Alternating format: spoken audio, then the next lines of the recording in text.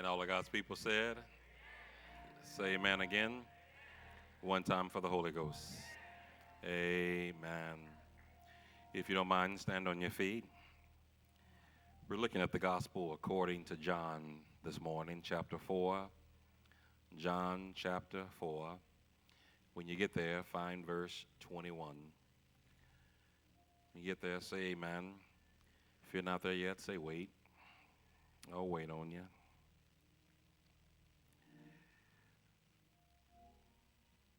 John chapter 4, verse 21, there you find these words recorded. Jesus said to her, "Woman, believe me, the hour is coming when you will neither on this mountain nor in Jerusalem worship the Father. You worship what you do not know.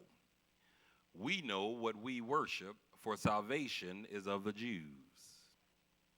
But the hour is coming, and now is, when the true worshipers will worship the Father in spirit and truth. For the Father is seeking such to worship him." If you don't mind, I want to preach from this thought. Here we are to worship. Here we are to worship. Song goes on to say, here we are to bow down, to say that you are my King, my Lord. Here we are to worship. There are three things I want to share with you on this short message. First of all, the place to worship. Secondly, the time to worship. And finally, the invitation to worship. If there is one thing that the church may have gotten wrong throughout history, it is this thought of mine that worship is about how you feel. Preach, Terrell. We seem to somewhere in our theology get it mixed up that we think worship is about a mindset. And therefore, some of us are justified in not worshiping. In fact, some of us have gotten so good at not worshiping that we would tell somebody we do not qualify to worship. When the reality is, if there's one thing that there are no qualifications for, it is worship. Now, praise, you have got to be in the spirit and the mind of thanksgiving to give praise. But worship never gives any pre-qualification. In fact, God says it this way. He says some of y'all worship on one mountain and some of y'all worship on another mountain, but a day is going to come, and it is now here that you will worship him in spirit and in truth. In other words, he said it's not a Jew thing or a Republican thing or a Democrat. It's not a white thing nor a black thing. That if God is looking for worshipers in spirit and in. So he deals with the fact that, first of all, he says there is the place to worship. Most of y'all think the place to worship is in the sanctuary. I mean, we make beautiful sanctuaries. We make sure it's well lit. We make sure that the temperature is just right. In fact, Deacon Mark said he got beat up last week because the temperature wasn't right. And we make sure the place is conducive to worship. But how many of you here know that your car is also a good place to worship? Y'all trying to fool me. Your house is a good place to worship. The job is a good place to worship. Mowing the grass is a good place to. I have yet to find a bad place to worship at. And so, the place to worship is not in a facility, is not in a certain destination. The place to worship is any time you think about who God is. You understand? Not what God is doing, not what God has gave, who God is. So not only is the place to worship, but then there's the time to worship. Some of y'all think the time to worship is between 11 o'clock and 12 and 1 o'clock. And so you've regulated worship to a time, and you look at your watch and say, oh, it's worship time. And we've been to churches where they say, what time is it? And the crowd says, it's worship time. But that's bad theology. There is any time to work. If you wake up in the middle of the night and you think about who God is, you ought to worship him right there. If you get up early in the morning and think about who God is, that's a good time to. There is no set time. In fact, let me help you out. Your worship ought to begin before they tell you to stand up. Oh, y'all don't understand. Your worship ought to be so fluid that when you just think about the goodness of the Lord and just think about what God has done and just think about who God is, when you think about he's the Alpha and the Omega, the beginning and the end, your worship. So the time, he said, listen. While y'all waiting for us, time to worship, God is looking for true worshipers. And let me help you out. True worship does not look traditional. True worship cannot be emulated. It cannot be imitated.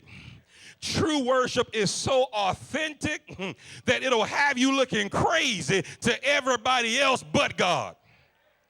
Y'all missed that. True worship will have you crying and ain't nothing wrong.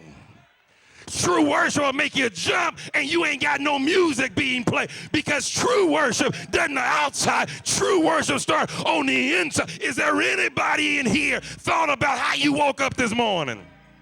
And worship started coming out of you. To think about that you laid down last night and you really don't know what happened while you were asleep, but you do know somewhere between when you laid down and when you got up this morning, something happened. That's worship. The fact that other folk got their house broke into, but nobody broke in your house. That's worship. The fact that the death angel visited somebody's house last night, but it didn't visit yours. That's true worship. The fact that you woke up, look in the mirror, and recognize who you looked at. That's true worship. Because there are some folk that don't know who they are in the world today. But your worship. He says, boy, there's going to come a time that you're going to just worship him in spirit and in truth. He says, there's going to come a time that you're not going to worship him in a place. It's going to be anywhere. And he says, all this is only going to come from true worshipers. But then he gives the invitation to worship. Now, I don't know. I'm going to mess up some of y'all's theology. But I need to talk to about 10 or 15 of you who are here today and you think you don't qualify for worship. I don't care what your habit is. Your habit might be sleeping around. Your habit might be smoking. It might be drinking. It might be cussing. It might be lying. Those are some habits. But let me get to y'all pretty habits. Your habit may be the casino. Your habit may be not sharing everybody's business, but anything they tell you, you tell everybody else. Whatever your habit is, your habit may be a little sipping. Yeah, whatever your habit is, I need to talk to you because the Lord gives a special invitation in the text. I don't know if y'all see it. He is not in the synagogue when he says true worshipers. Preach up in here, Davis. He is not inside the church when he says true worshipers. In fact, he is at a well in the middle of the desert talking to a woman that got some male problems. She got some men issues. And let me help y'all out. She ain't ugly either. She fine. How do I know she fine? Because she keep getting men. One thing you know about an ugly woman, she got to keep who she got, because she may not get nobody else. But this sister has some husbands and some boyfriends and some sugar daddies and has somebody else's husbands, but yet he talks to her and he tells her, if you knew who I was, you would worship me right now. But don't get it twisted. It ain't about me anyway, but I want to get you to the right place at the right time to worship him in the right way. So he tells this woman with the issue, let me invite you to worship. Yeah, am I here by myself? He tells the woman with the issue. He tells the woman, your Bible says that she's a Samaritan woman. Your Bible gives her race, but the reality is I want to give you her issue.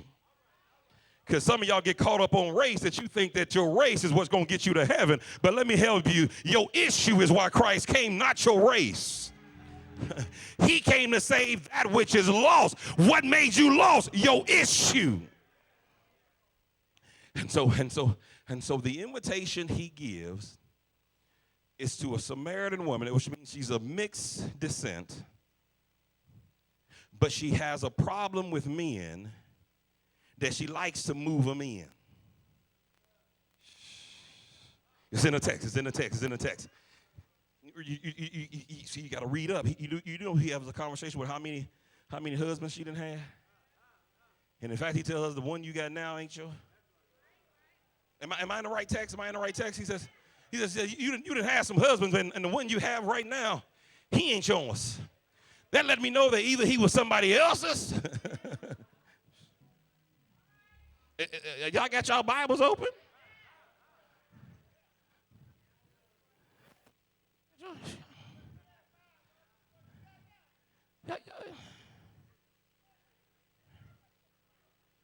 She tells him, I ain't got no husband. I'm in verse 17. He says, yes, you've answered right. You have had 5 husbands, and the one you got now is not your husband, if it's going to be truth. He said, listen, you done had 5 husbands, and the brother you shacking up now, he ain't your husband. He's somebody else's husband. But I don't want to talk about who your woman or who your man is in your bed. I want to talk about worship, because if you worship right, it'll fix who's in your bed. Oh, y'all missed it. If you worship right, it'll take care of who you sleeping with.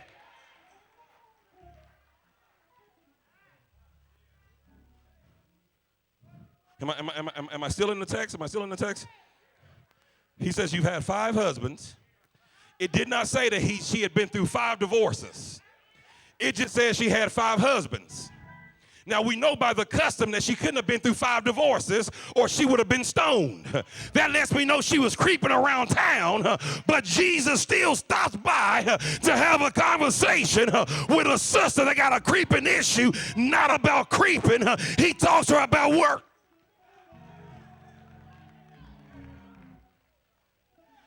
Y'all don't want to talk to me no more. Some of y'all done quit saying amen. Some of y'all done got mad because you want to condemn everybody to hell, and Christ is trying to get them to heaven. You want to talk about what they're doing wrong. Christ want to talk about what they can do right. You want to talk about how they failed. Christ wants to talk about how they can succeed, and you wondering why Christ is getting them in, and you keeping them in sin. Everybody that's in sin ain't there because they like it. Sometimes they in sin because they hiding from you.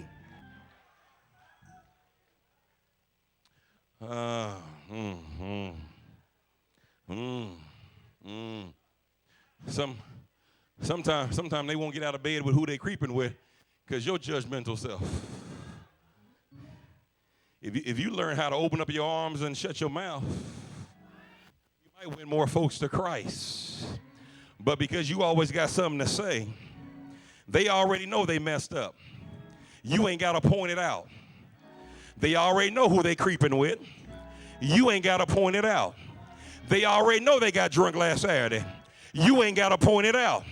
But I double dog dare you if you do it Jesus way and point to Christ and see what happens when we make the main thing and quit trying to major on tangents.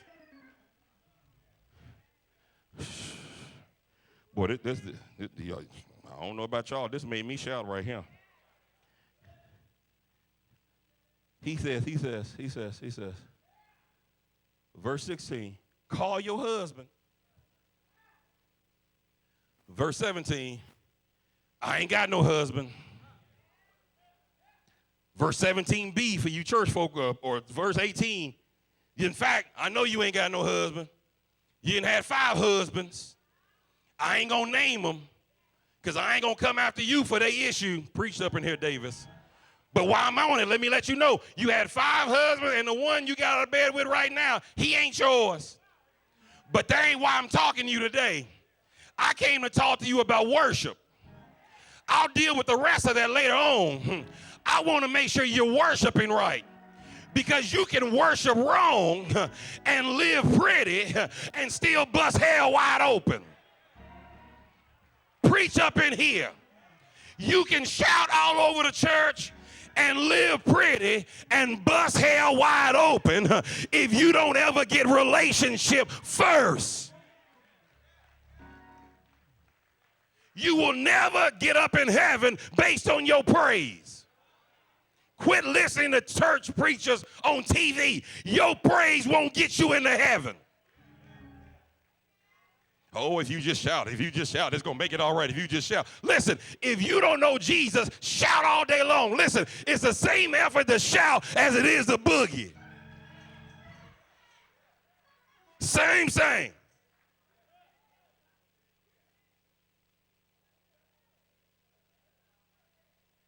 Carry the biggest Bible you want. It is not going to get you to heaven. Put the biggest cross around your neck. It is not going to get you to heaven. Wear a 4-piece suit every Sunday. It will not get you into heaven. Wear as much white as you want. It will not get you into heaven. But your worship, if it's true worship, it'll get you places your behavior will never get you to.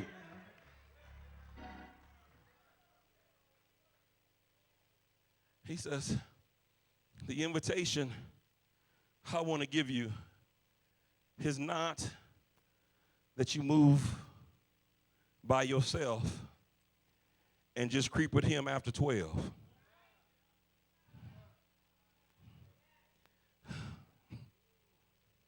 That's what church would tell you to do. You were shacking when you joined church. Here's what you need to do next. Move out of the house. Go stay at Big Mama house, and then just go to his house at 12 o'clock, and make sure you park your car in the garage so that can't nobody see your car. But be at church every Sunday, because it's more important that we see you than him to know you. So now we done made sneaking folks. Go ahead and get drunk. Just don't get drunk on Saturday night, because we don't want you to come to church on Sunday morning smelling like liquor. So get drunk from Sunday evening till Friday so that Saturday you can cleanse yourself so that you can come in the sanctuary Sunday and it's all right with everybody because we don't smell what you've been in. But is there anybody in here that been in the country and know that if you ever played in the country and got some crap on you, it didn't matter what kind of shower you took, that crap was still on you? And a whole lot of y'all pretty stinking. Cologne will never cover up crack. And perfume won't cover up crap. And quit trying to dress it up and go ahead and get with God and fix it up.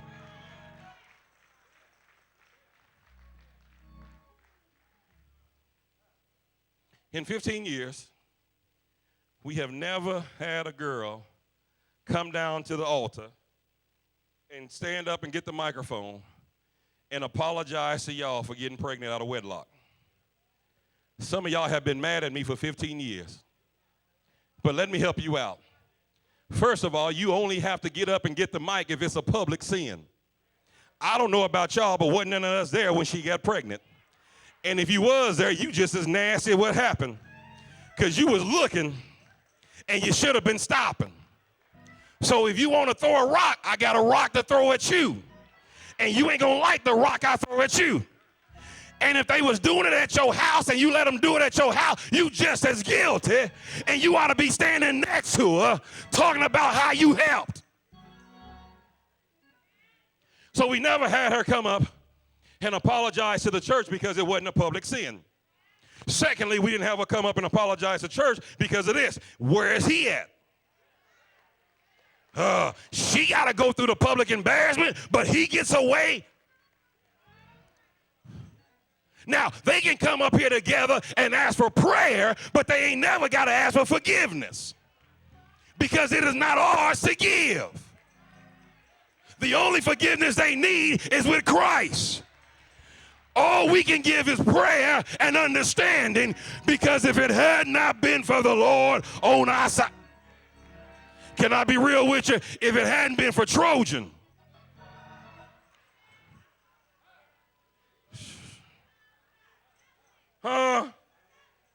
hello?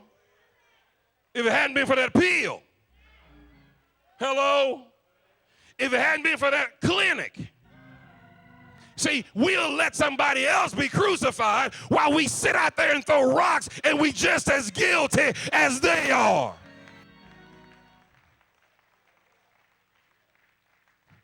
Now, for all y'all that was virgins on your marriage night, God bless you. Amen. All 5 of y'all. But for the rest of us, pastor included, that on the night he got married did not go to the wedding room innocent, but was guilty. See, some of y'all should have shouted louder than that. You want people to think you was in that 5. But for the rest of us, can we be real for a minute? For the rest of us, if it had not been for God, we would have had a whole lot of kids. And some of us would have been down to the altar before we turned 17. Some of us got some 16 testimony, some 15 testimony, and some 14 testimony. And I ain't going to talk about y'all with that 11 and 12 and 13.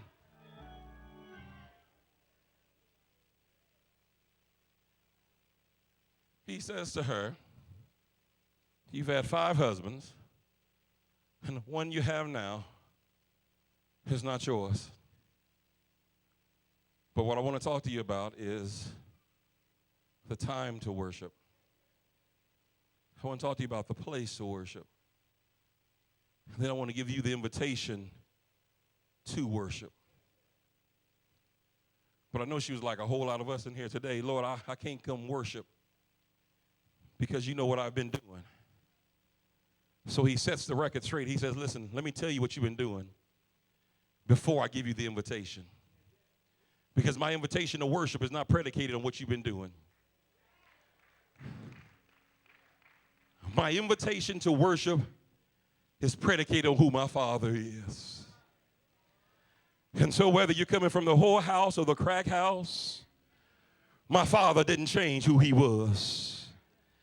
And my Father doesn't lose who he is because you come to worship. In fact, it makes my Father more of who he is.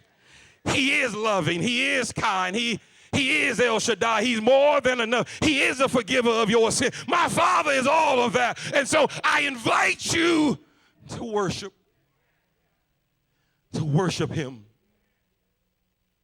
in spirit and in truth. But Jesus, if I come worship, somebody gonna point out where they saw me at. Spirit and in truth. But if I come worship, somebody gonna point out what I did. Spirit and in truth. But if I come worship, they're gonna point out what I'm doing right now. He says, just come and worship. Just come and worship. The song that predicated all this and motivated all this says, I'll never know how much it costs to see my sins upon that cross. And here's what I love about all of this. Jesus tells her to worship, given her condition, knowing what he's going to have to go to for the worship to become authentic. And so if there's anybody who is qualified to disqualify others from worship, It's Jesus. Y'all missed that. Y'all missed that. If there's anybody who has the right to say who can and cannot worship, it is the one who makes worship accessible to all of us.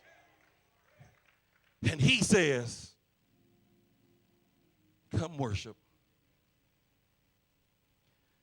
I'll never know how much it costs to see my sins upon that cross. Here I am to worship. Here I am to bow down. Here I am to say, you are my God. Altogether loving. Altogether wonderful. I don't know about y'all, but listen, I don't worship him because I'm good. I worship him because he's loving. And on my worst day, I'm still invited to worship him. And while you're waiting to get right, while you're waiting to get better, while you're waiting to get fixed, still worship him. And find out that if you worship him in spirit and in truth, he'll take care of your story. That's all it is your history ain't nothing but a story. And let me help you out. They'll never know your full story. Only one know your full story is you and Jesus. Everybody else is speculating on what they think happened. But is there anybody that'll wave at me and say, even what they say about me ain't as bad as what it really is?